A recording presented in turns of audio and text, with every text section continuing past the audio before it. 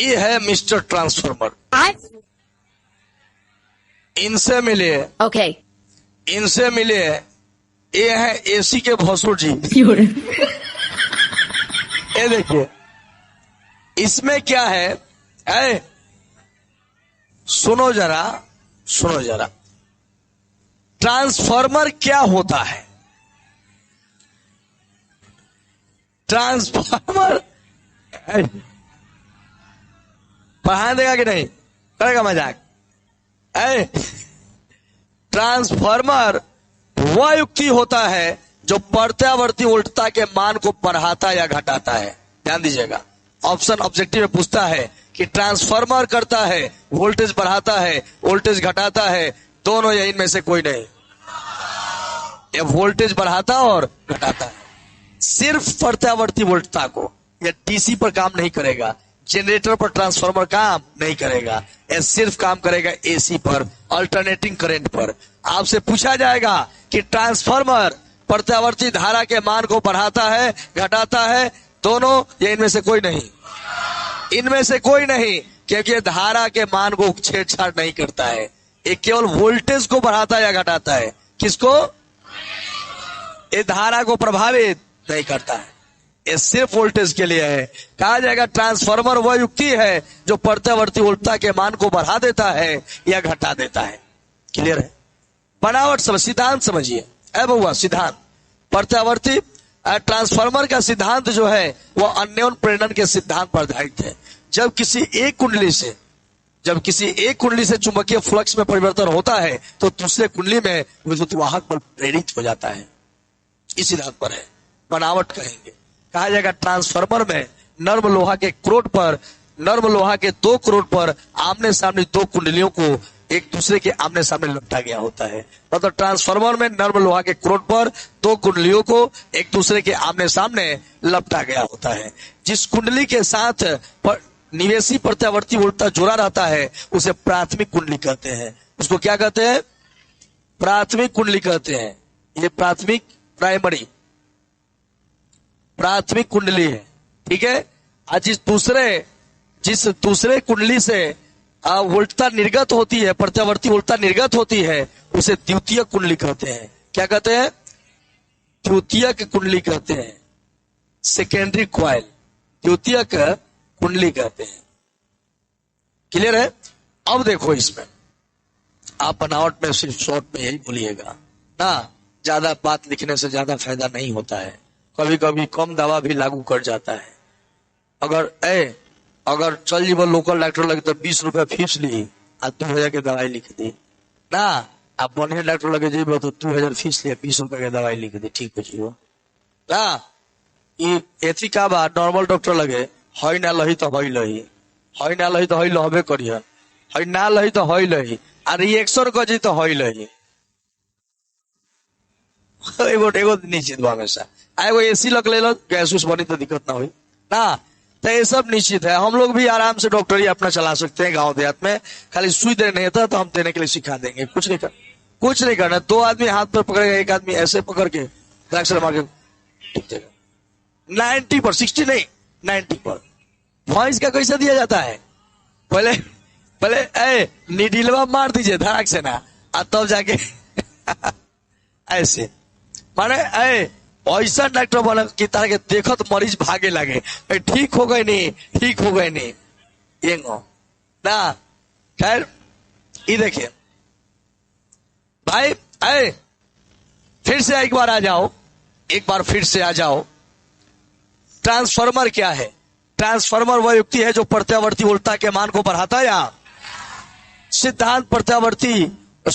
Transformer का सिद्धांत अन्योन प्रेरण के सिद्धांत पर आधारित है। यह इस तथ्य पर आधारित है कि जब किसी एक कुंडली में चुंबकीय फ्लक्स में परिवर्तन होता है तो दूसरे कुंडली में विद्युत वाहक बल प्रेरित हो जाता है या विद्युत धारा प्रेरित हो जाता है।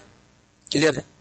अब यहां से हम आएंगे बनावट में। ट्रांसफार्मर में दो कुंडली जो होता है एक दूसरे के आमने सामने दो नर्म लोहा के क्रोड पर लपटे गए होते हैं। जिस कुंडली के साथ निवेशी वोल्टता प्रत्यावर्ती वोल्टता को जोड़ा गया होता है उसे प्राथमिक कुंडली कहते हैं, और जिससे निर्गत वोल्टता प्राप्त किया जाता है उसे द्वितीय कुंडली कहते हैं। क्लियर है? अब सोचने वाली बात यहां है, ये कहा है, यहां है, यहां। तो ना मनोते इसमें फेरा के संख्या कय गो बा? एन गो। फेरा कय गो? एन पी अलग अलग होला। एन पी माने प्राइमरी में फेरा ना, हई हो जाए सेकेंडरी द्वितीय कुंडली में फेरो की, लेकिन है में जितना फ्लक्स बनेगा उतना ही ना फ्लक्स इधर से गुजरेगा। फ्लक्स बराबर है। फ्लक्स क्या है? आप शायद जानते हैं, ई आई प्राथमिक कुंडली में उत्पन्न विद्युत वाहक बल minus N D five by D T. N ना, एन पी। क्लियर बा? अब एगो और बात तारा समझे के चाहिए कि जो बात ही बा कि यहाँ जो विद्युत वाहक बल है वह जो यहाँ पे माने निवेशी विद्युत वाहक बल जो है वह वी आई के बराबर है। या ई आई बराबर क्या? ई आई माने वी आई बराबर N P D five by D T. इसी प्रकार वी नॉट माने देखो, आई माने इनपुट होता है और ओ माने आउटपुट, तो ये हो जाएगा minus N S D five by D T. अब करेंगे अतः वी आई बटा वी नॉट बराबर हो जाएगा minus N P D five by D T. यह हो जाएगा minus N S D five by D T.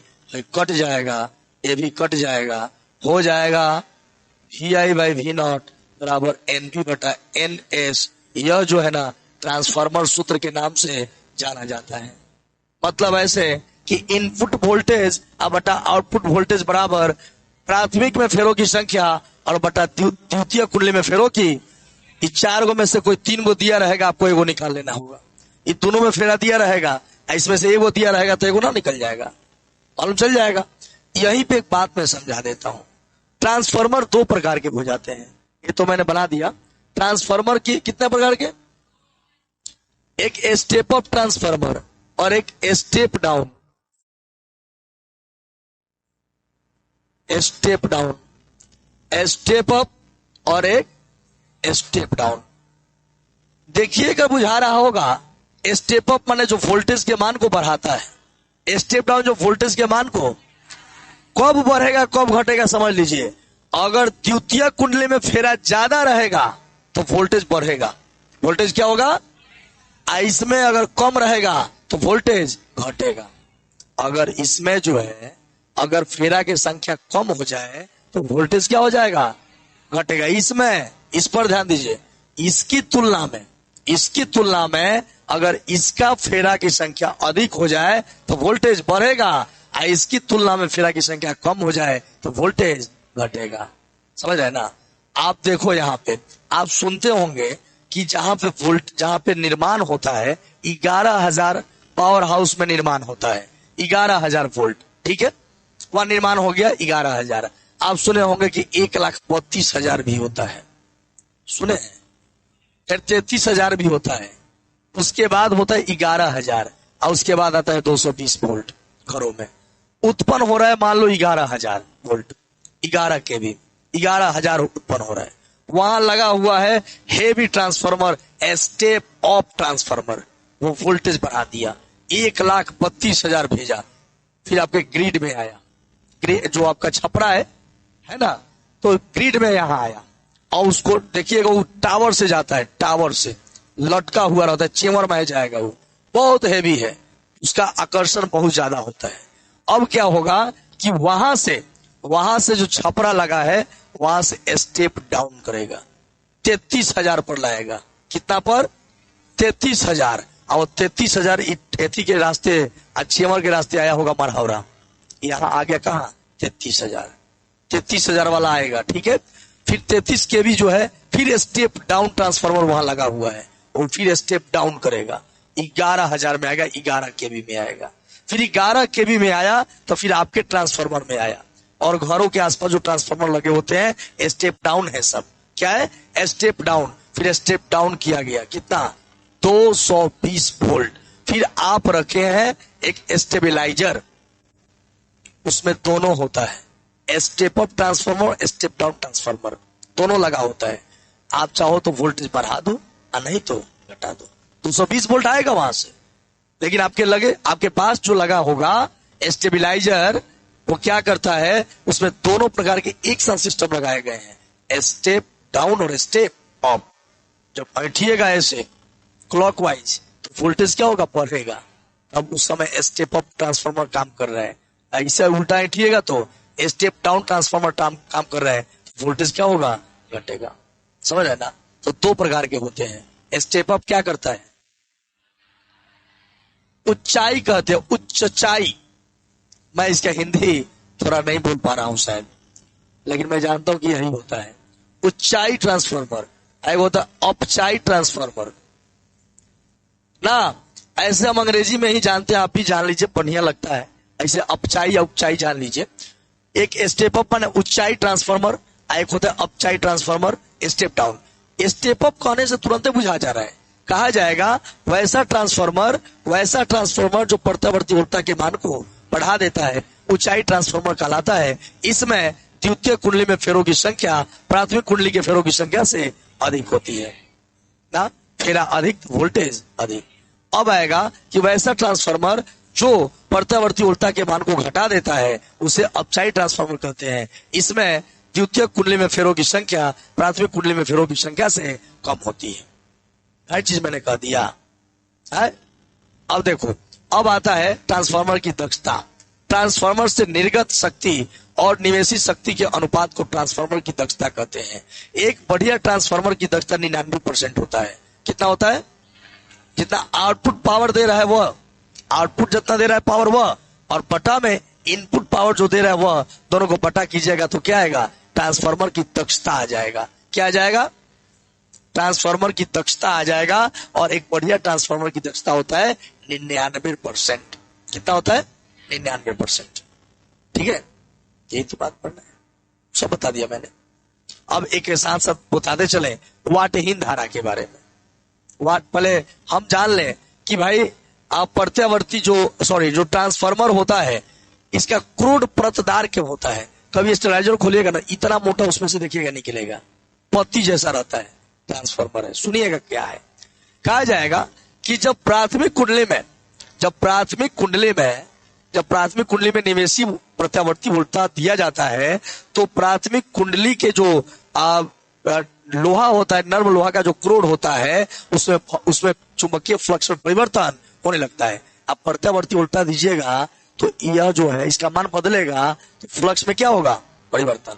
अब फ्लक्स में परिवर्तन होगा तो क्या उत्पन्न होगा, भंवर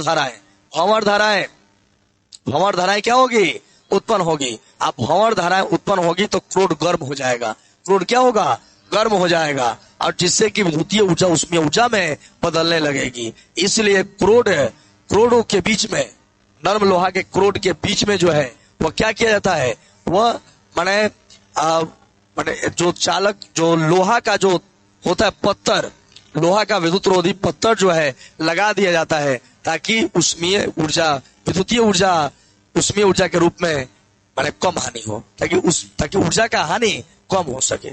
इसलिए उसका परत जो होता है, जो क्रोड होता है, वो परतदार होता है। क्रोड में क्या लगा देता है, लोहा का पत्थर लगा दिया जाता है, विद्युत रोधी पत्थर। विद्युत रोधी पत्थर मतलब पर इंसुलेटेड रहेगा, लेकिन लोहा का रहेगा। लोहा का, जैसे मान लो कि तांबा है, ये क्या है, इंसुलेटेड वायर है। ये वायर है लेकिन क्या है, इंसुलेटेड वायर है। इसको छुइएगा तो करंट मारेगा, नहीं मारेगा, इंसुलेटेड है। वैसे ही जो है पत्थर, विद्युत रोधी पत्थर लगा दिया जाता है ताकि ऊर्जा का हानि रोक सके। यही कारण है कि ट्रांसफार्मर का क्रोड प्रतदार होता है। वाटहीन धारा क्या, ये भी समझा देते हैं। जब किसी परिपथ में प्रत्यावर्ती धारा का प्रवाह हो रहा हो, परंतु विद्युतीय शक्ति का उपभोग नहीं हो रहा हो, चाहे व्यय नहीं हो रहा हो, तो उसे वाटहीन धारा कहते हैं। ना हो गया, यही सब ना तुम में था जो एक्स्ट्रा था। और कोई क्वेश्चन है इसमें बचा? चोक कुंडली, उच्च प्रेरकत्व वाले कुंडली को चोक कुंडली कहा जाता है। इसे नर्म लोहा के क्रोड पर विद्युत रोधी तांबे के तार को लपेट कर बनाया जाता है। इसका उपयोग विद्युत परिपथ में ऊर्जा के व्यय को कम करने के लिए किया जाता है।